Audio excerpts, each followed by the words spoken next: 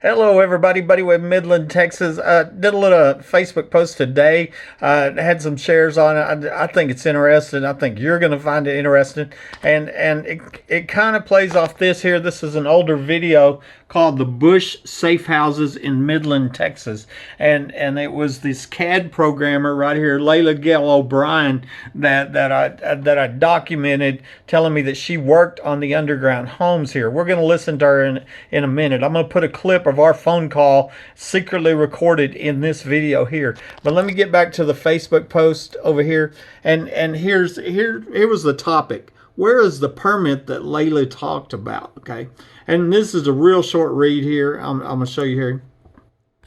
It says, CAD programmer Layla-Gayle O'Brien told me she was working for PBK Architects on the underground safe house project in Midland, Texas, which was put in for George Bush Jr. They finished in 1987 with a budget of $7.35 million on permit. So where's the permit? I'm not sure if that's George W. or George H.W.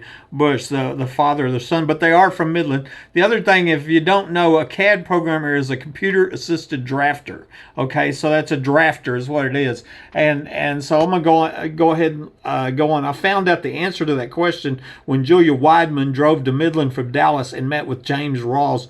He was the gatekeeper for the permit records for storm shelters at the time. Julia said that James told her with a smile that all of the records prior to 2015 had been destroyed or lost due to an attempt to digitize the department's records in 2014-2015. She said that when she brought up the subject of a basement at Home Depot, it clearly unnerved him, but he was downright gloating about those missing records. I later found out that James Rawls used to work for the Home Depots. Okay. Since it's now believed the underground homes here in Midland was where a young girl was murdered at in 2010 and also connected to the suspected murder of Mike Lawhon in 2008, as well as the premeditated capital murder attempt of my life in 2012, then it seems more likely those records were intentionally destroyed in an effort to cover up capital crimes and murders. The concept of backups was well known in IT back in 2014-2015. I think it's possible that whoever destroyed those records could be looking at significant prison time. If I was that person, then I'd be singing like a bird. Murder is the most serious crime that we have, and it carries the most serious penalties. And then I put a link to PBK Architects. That was the company that Layla told me she worked for, and that's for people who want to, follow up and do research and investigation. And then also a link to this Bush Safe Houses in Midland, Texas. And so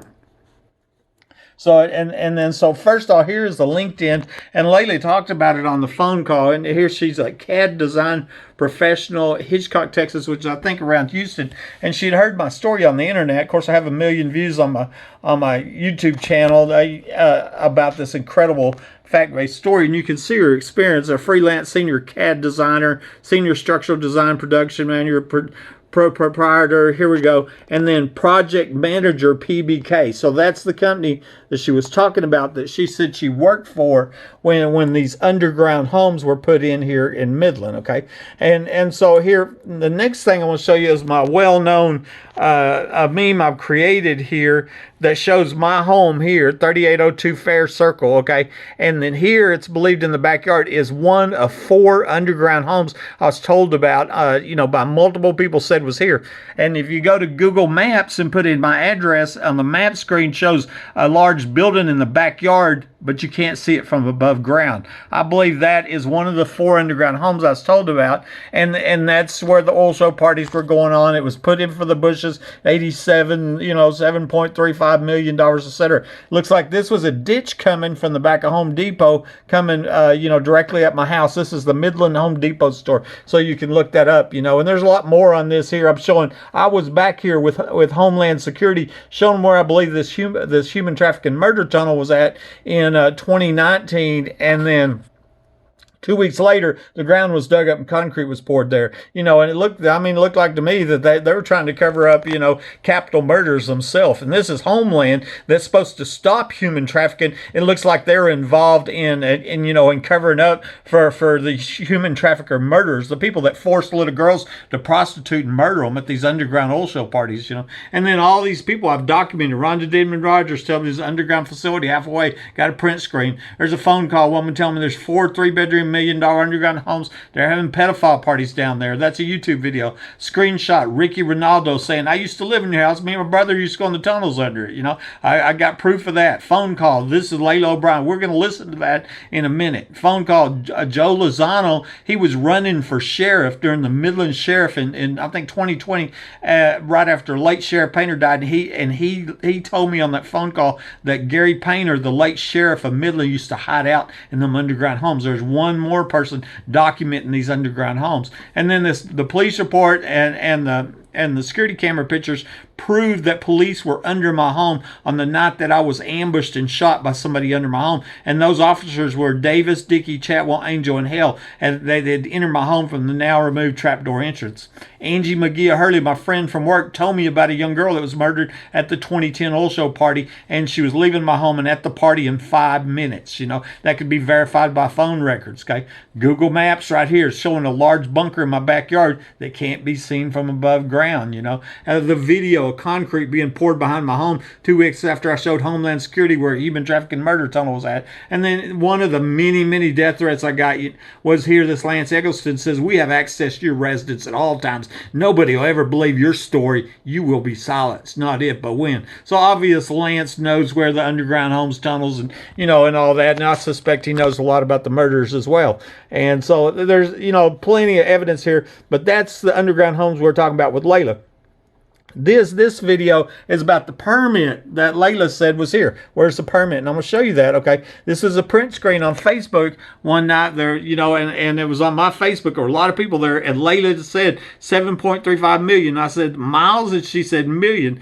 On permit. That's the whole point of this video. Where is the permit? Okay, if it's on permit. I said the cost of the project, and she said it used to be called the Safe Houses. It was the Safe House project for the Bushes. And at the time, George H.W. Bush was vice president under Reagan in '87. Okay, and and I'm like, why would they build a safe house under a private property that they didn't own? That's still an unanswered question there. And sweetie, that is my professional expertise as far as she's talking about the engineering part. Okay, and so then the question is here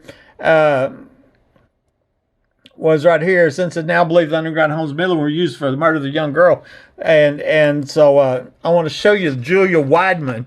Okay, she's an expert. She also heard my story online, contacted me. She drove from Dallas-Fort Worth here to Midland, set up an appointment with the people here in Midland that took care of these records. They're government required records for these underground structures, storm shelters, etc. She knew that there has to be a record. She's naming the code. In Chapter 3, Section this, no. She knows what she's talking about. And she sets up this meeting for James Rawls asking for these records. And when I asked him about the permit records for storm shelters in Midland, he, with a smile, told me that all the permit records prior to 2015 had been destroyed or lost due to an attempt to digitize the department's records in 2014 and 2015. Okay. See, my background is in IT, and after 911, which was 2001, okay, they lost that whole building. Some companies lost all their data. They lost their business.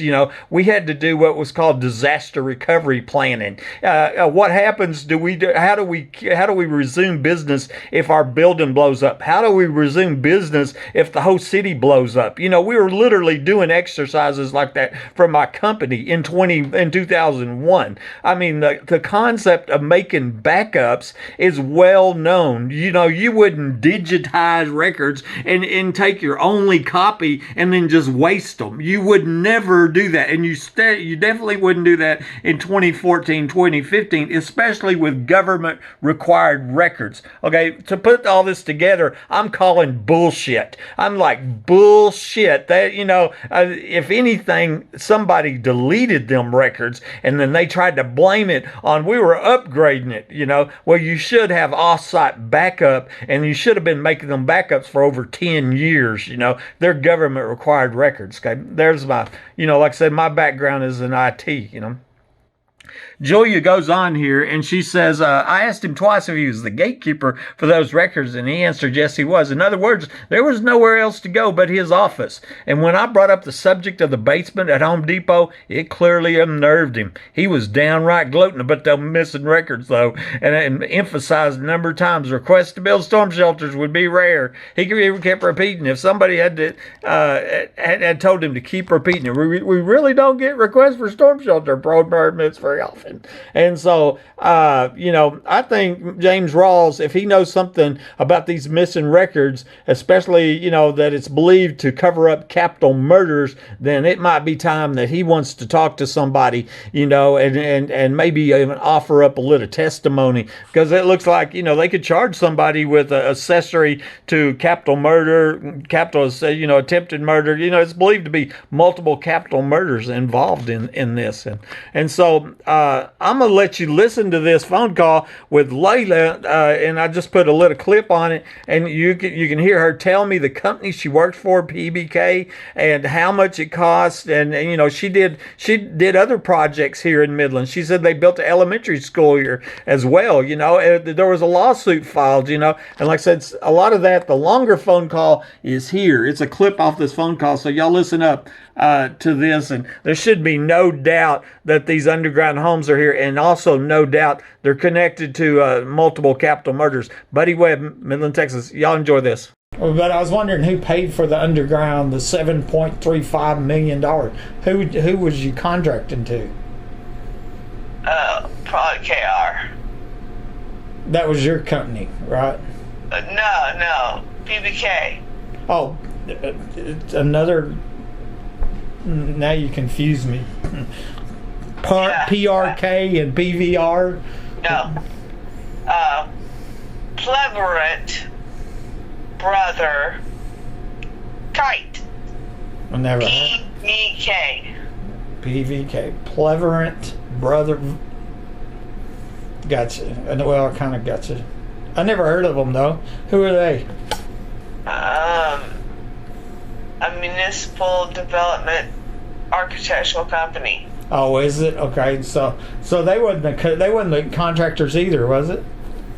Who I was on. So they wasn't. Were they the Brown and Root or whatever? Or the Yeah. They're the B&R for local shit. Okay. So they're the construction company, like Brown and Root. Yeah, for local. Okay. They've gotten much, much bigger. Right.